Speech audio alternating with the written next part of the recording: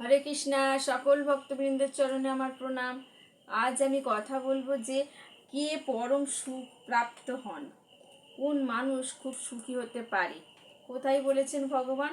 বলেছেন যে ধ্যানযোগ অর্থাৎ ষষ্ঠ অধ্যায়ের 27 নাম্বার শ্লোকে, ধ্যানযোগের ষষ্ঠ অধ্যায়ে ধ্যানযোগের 27 নাম্বার শ্লোকে ভগবান বলছেন যে প্রশান্ত মনসম হি এনাম যোগিনাম সুখম উত্তমম উপৈতি শান্ত রজসম ব্রহ্মভূতম অকল্মষম।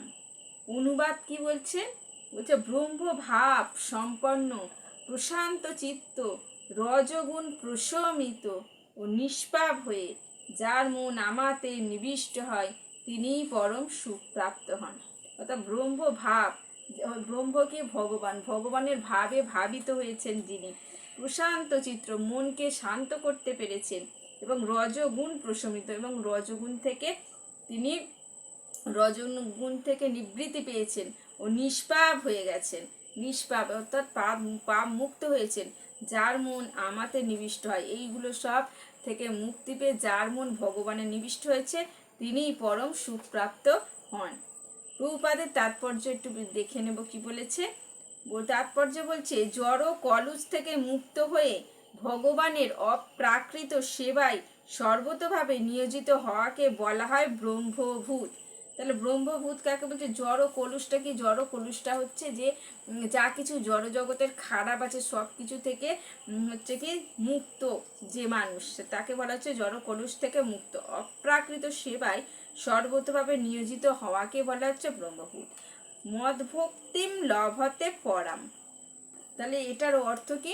ভগবানের চরণারবিন্দে মন স্থিত না হওয়া পর্যন্ত ব্রহ্মভূত স্তরে অধিষ্ঠিত হওয়া যায় না।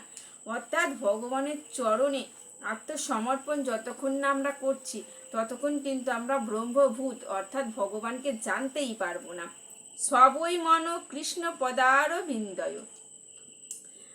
আচ্ছা, ভগবত ভক্তি বা কৃষ্ণ ভাবনামৃতে নিত্য তন্ময় থাকলে রজগুণ ও সব রকমের জড়কলুষ থেকে সম্পূর্ণভাবে মুক্ত হওয়া যায়।